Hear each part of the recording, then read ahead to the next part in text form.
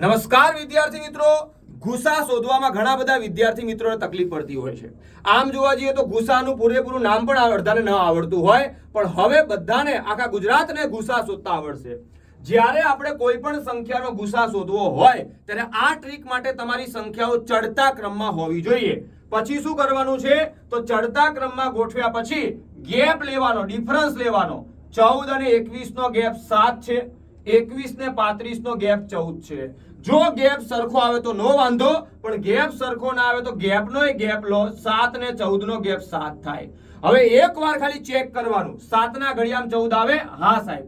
7 ના ઘડિયામાં 21 આવે, હા સાહેબ। 7 ના ઘડિયામાં 35 આવે, હા સાહેબ। તો આ જ આપણો જવાબ થાય। આનો ગુસા કેટલો થઈ જાય? 7 થઈ જાય। ગુસા કેટલો થાય? 7 થાય। એવી રીતે અહીંયા જોઈએ તો 15 અને 25 નો ગેપ મિત્રો 10 થાય, 25 અને 30 નો ગેપ 5 થાય। ગેપનો ગેપ લઈએ તો 5 આવે। એકવાર ચેક કરવાનું ભૂલવાનું નહીં। 5 ના ઘડિયામાં 15 આવે, હા। 5 5 25, 5 36, તો આ સંખ્યાનો ગુસા કેટલો થઈ જાય મિત્રો?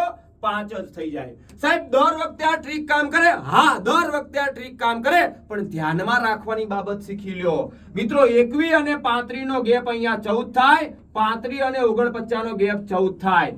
ચેક કરવાનું ભૂલવાનું નહીં। 14 ના ઘડિયામાં 21 આવે, ના, તો અહીંયા 14 આપણો ગુસા નહીં થાય। પણ 14 કોના ઘડિયામાં આવે? તો 7 ના ઘડિયામાં આવે। તો આ ચેક કરવાનું ભૂલવાનું નહીં। 7 તરી 21, 7 પંચુ 35 અને 7 49, તો અહીંયા આપણો ગુસા કેટલો થશે મિત્રો? 7 થશે। તો હવે મિત્રો તમને ગુસા શોધવામાં કોઈ પણ જાતની તકલીફ પડશે નહીં। જો આ રીતમાં ખબર પડી હોય તો આ બે સંખ્યાનો ગુસા તમારે મને કમેન્ટ બોક્સની અંદર જણાવવાનો છે, અને આવી જ અવનવી ટ્રીકો શીખવા માટે આપણી આ ચેનલને સબસ્ક્રાઇબ કરવાની છે। જય હિન્દ, જય ભારત।